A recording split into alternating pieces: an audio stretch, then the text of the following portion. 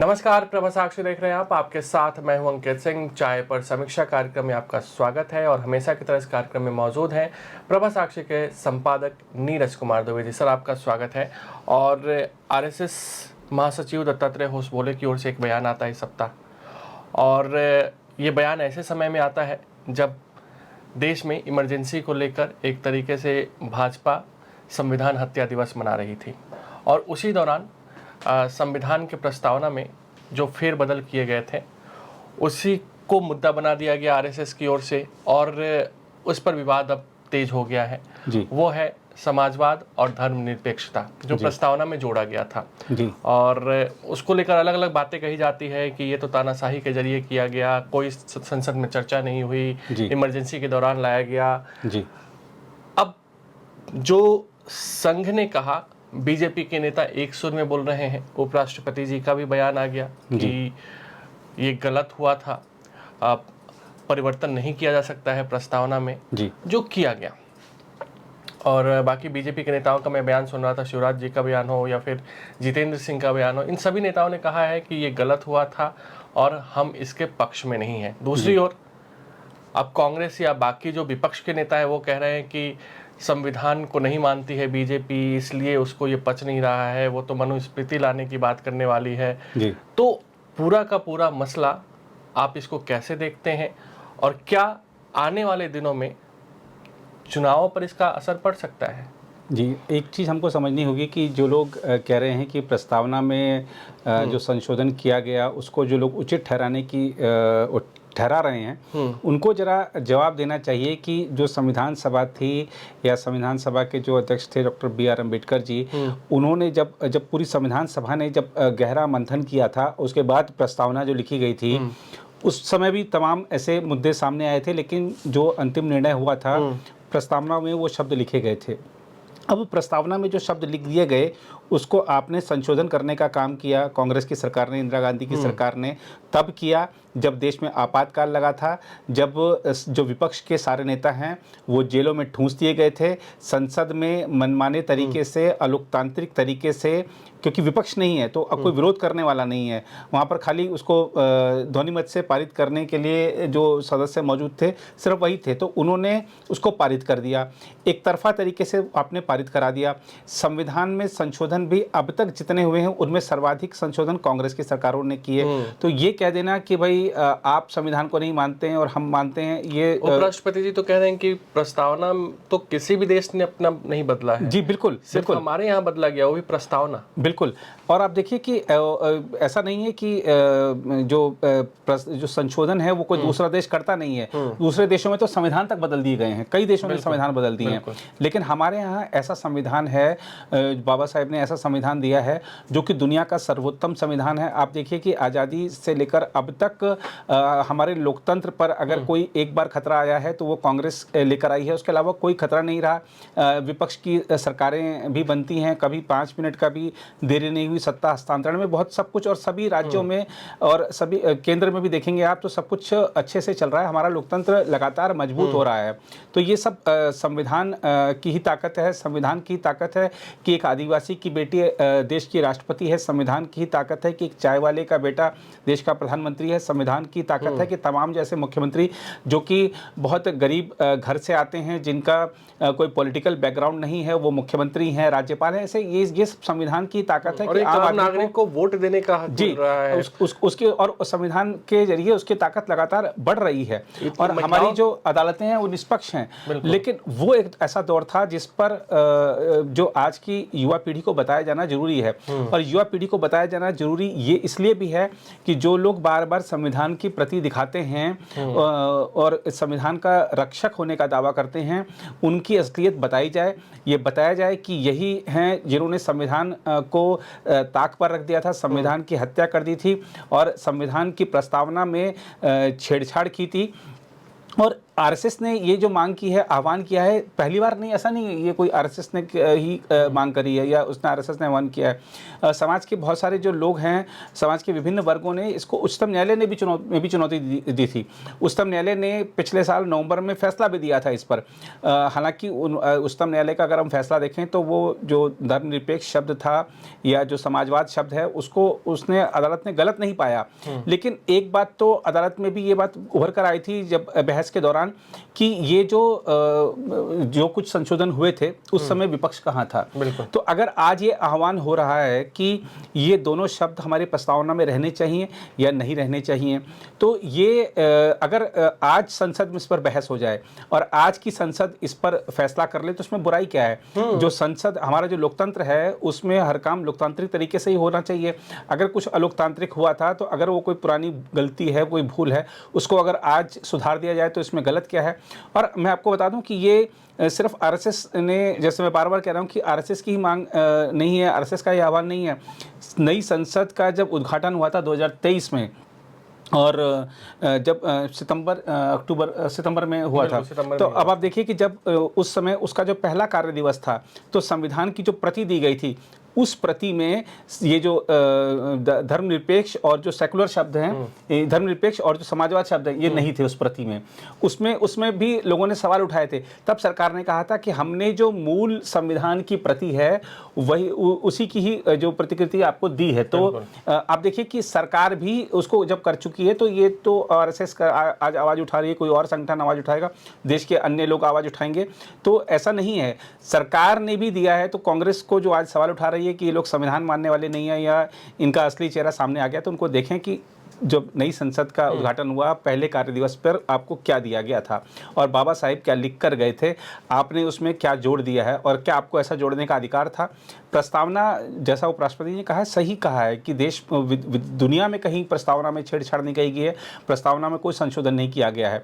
और आप देखिए कि जो हमारा जो प्रस्तावना है या जो हमारा संविधान है, आप देखिए कि उसमें संशोधन जो कांग्रेस ने किए हैं आज उसको जिस तरीके से जायज़ ठहराया जा रहा है वो जायज़ था या नाजायज़ था, इस बात का फैसला संसद को करने देना चाहिए। ये भी है ना कि जायज़ कौन ठहरा रहा है, जिनके पिताजी, जिनके घर वाले उसी चीज़ के खिलाफ लड़ाई लड़ रहे थे जी, और आज वही लोग जायज़ ठहरा रहे हैं। बिल्कुल बिल्कुल।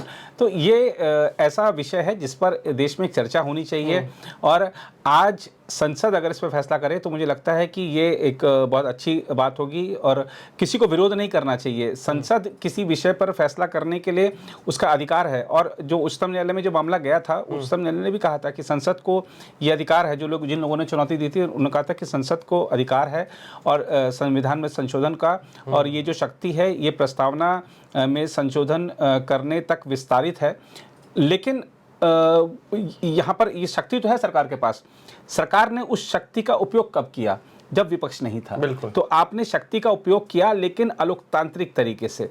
उस अलोकतांत्रिक पर अगर लोकतांत्रिक होने का ठप्पा लग जाए तो क्या बुराई है? एक बार चर्चा मांग करनी चाहिए, लेकिन किसी विपक्ष के नेता ने ये मांग नहीं किया है कि संसद सत्र में ये बात उठनी चाहिए और इस पर चर्चा होनी चाहिए। लेकिन मुझे लगता है कि जिस तरह से केंद्रीय मंत्री, जैसा आपने जिक्र किया शिवराज जी का या डॉक्टर जितेंद्र सिंह का, तो उन्होंने भी आरएसएस के आह्वान को के साथ जो समर्थन दिया है उसको, तो मुझे लगता है कि सरकार भी इस पे कुछ तैयारी कर रही होगी। हाँ, और अगर जितेंद्र सिंह ने कहा है तो मामला पीएमओ तक तो पहुंचा हुआ है। जी जी। अब सर एक और चर्चा अब आ गई है, एनआरसी।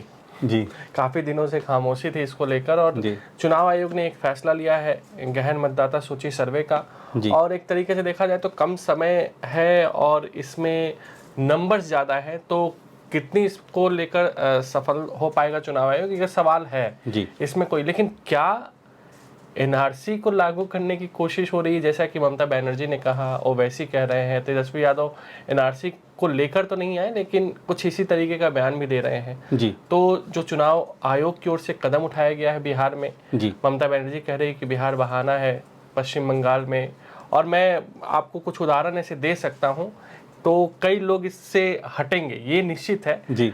तो आप क्या कहेंगे? नहीं, देखिए इसमें क्या है कि ना एक बड़ा सुनियोजित तरीके से हमारी जो संवैधानिक संस्थाएं ना, उनको बदनाम करने का, उनकी कार्यशैली पर सवाल उठाने का, उनके हर कदम का विरोध करने का एक षड्यंत्र सा चल रहा है।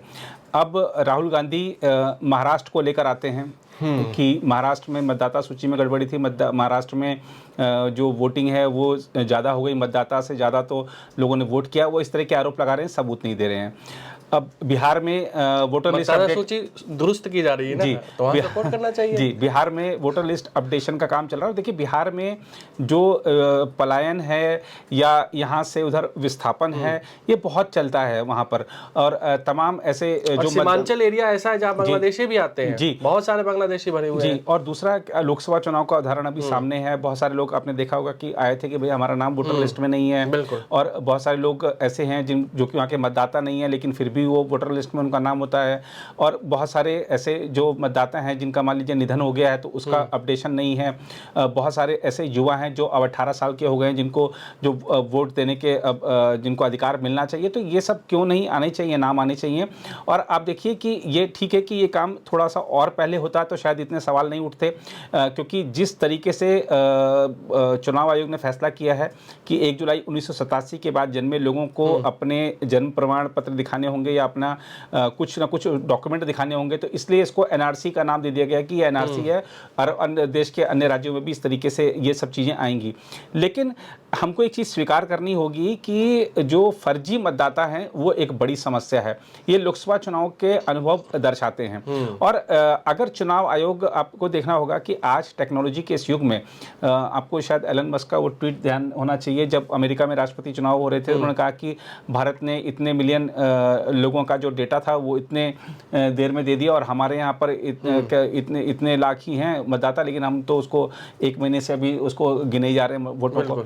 तो आप देखिए कि भारत जो है टेक्नोलॉजी के मामले में बहुत आगे है, और जिस तरीके से क्योंकि समय कम है तो घर घर जाएंगे जो बीएलओ हैं या जो इस काम में जो और लोग लगेंगे, वो जाके डेटा एकत्रित करेंगे, और अगर जो सही से भी किया जा सकता है, खुद से भी किया जा सकता है, तो जो मतदाता है, और अब अभी तो शायद चुनाव आयोग ने वो चीज़ देनी है सामने की, कोई ऐप के जरिए सारा आप खुद भी दे सकते हैं, या जो आपके घर पे आएगा आपके डेटा को संग्रहित करने के लिए, वो आपसे क्या क्या पूछेगा, वो कितनी तेजी के साथ डेटा संग्रहण करेगा। तो और ये जो कुछ भी होगा ये खुले तौर पर होगा, कोई बंद कमरे में नहीं होगा। अगर आपको लगता है, और पार्टियां, क्योंकि जितनी भी पॉलिटिकल पार्टीज हैं सबके वो जड़ें जो हैं वो काफ़ी फैली हुई हैं, अगर आपको लगता है कि कुछ वहाँ पर गलत हो रहा है तो आप उसी समय जाकर उसका विरोध करिए, बताइए कि ये जो प्रमाण पत्र दिखा रहा है अपने जन्म का या यहाँ के निवासी होने का, ये गलत है। तो ये सवाल आप तब भी उठा सकते हैं। पूरी प्रक्रिया पर ही सवाल उठा देना, पूरी उसके जो चुनाव आयोग जो काम करने जा रहा है, और हमारा जो चुनाव आयोग है वो दुनिया में सबसे ज़्यादा बड़ी जिम्मेदारी निभाता है, उसकी जो कार्यशैली है, उसकी जो निष्पक्षता है, उसकी पूरी दुनिया में चर्चा होती है। भारत के चुनावों का उदाहरण पूरी दुनिया में दिया जाता है, लेकिन कुछ लोग सुनियोजित तरीके से चुनाव आयोग पर ही निशाना साधते हैं। अगर वो ये मेहनत चुनाव आयोग पर हमला करने, आज क्या हमला करना है, चुनाव आयोग को कैसे घेरना है, व्यवस्था पर कैसे सवाल उठाना है, इस सब में अपना ध्यान लगाने के लिए जो समय लगाते हैं, वो समय अगर वो जमीन पर जुटें, और चुनाव आयोग भी यही कहता है, हम पर हमला मत करिए, जमीन पर काम करिए, अपनी पोजीशन मजबूत कीजिए, मतदाताओं को समझाइए कि आपको वोट देना, आपके लिए वोट करना क्यों जरूरी है, तो और अपने लिए वोट लेकर आइए और सरकार बनाइए। बिल्कुल, ये पूरी व्यवस्था पर प्रश्न उठाना ठीक नहीं है। और एनआरसी देखिए एक डर फैलाया जाता है, और ये डर की जो राजनीति है ना, इसके रिजल्ट अच्छे रहे हैं पिछले कुछ महीनों के। देखें, जब हमने देखा 2024 में संविधान बदल देंगे, उनकी 400 आई तो संविधान बदल देंगे, वो ये जो डर था उसका असर हुआ, बीजेपी स्पष्ट बहुमत से काफ़ी पीछे चली गई। अब एनआरसी का भय दिखाया जा रहा है, और क्योंकि एक वर्ग, खास वर्ग जो कि पश्चिम बंगाल में भी, बिहार में भी, असम में भी बहुसंख्यक तो नहीं कह सकते लेकिन बड़ी संख्या में है, तो उस वर्ग के मन में एक भय फैलाया जा रहा है कि ये एनआरसी आएगी, और एनआरसी आएगी तो जिस तरह से वो धक्के देकर बांग्लादेशियों को भगाया जा रहा है या जो बाहर किया जा रहा है, तो आपको भी बाहर कर दिया जाएगा। तो ये और इसमें हमको एक चीज़ माननी पड़ेगी कि चाहे वो सीमांचल का क्षेत्र हो, चाहे असम हो, चाहे पश्चिम बंगाल हो, पॉलिटिकल पार्टीज से जुड़े लोगों ने ही बड़ी संख्या संख्या में बांग्लादेशियों को, घुसपैठियों को यहाँ का मतदाता बनाया है, तो उनको डर है अपने वोट बैंक के खिसकने का, और अपना जो डर है उसका जो गुस्सा है वो चुनाव आयोग पे निकाल रहे हैं। अब पूरी प्रक्रिया पारदर्शी तरीके से होती है हमारे यहाँ पे, कोई भी कोर्ट जा सकता है, कोई भी चुनौती दे सकता है, तो आप अपने उस अधिकार का उपयोग कीजिए, चुनाव आयोग को अपना काम करने दीजिए। बिल्कुल। और इसमें क्या दिक्कत क्या है, टाइमिंग पे सवाल खड़े हो सकते हैं, लेकिन अगर कोई चीज़ है, आपको अगर वोट देने का हक चाहिए तो आपको ये तो बताना पड़ेगा ना कि आप यहाँ के निवासी हैं। जी, ये नॉर्मल और इसको सकारात्मक रूप से आप ऐसे लीजिए कि देश में कई बड़े सुधारों की, कई बड़ी क्रांति का जो शुरुआत है वो बिहार से हुई है। तो बिहार से अगर एक मतदाता सूची का बिल्कुल एकदम परफेक्ट मतदाता सूची की शुरुआत अगर देश में हो रही है, बिहार से हो रही है, तो ये तो गर्व की बात है, खुशी की बात है, स्वागत करना चाहिए इसका। तो देखना होगा कि आगे किस तरीके की राजनीति इस मुद्दे को लेकर होती है। फिलहाल आज के चाय पर समीक्षा कार्यक्रम इतना ही। अगले सप्ताह आपसे फिर मुलाकात होगी, तब तक मुझे यानी अंकित सिंह और प्रभा साक्षी के संपादक नीरज कुमार दुबे को दीजिए इजाजत। नमस्कार। अगर आप भी लेना चाहते हैं देश दुनिया की तमाम जानकारी, तो आज ही सब्सक्राइब करें हमारे चैनल को। साथ ही नीचे दिए बेल आइकन को जरूर दबाएं ताकि हर अपडेट आप तक पहुंच सके।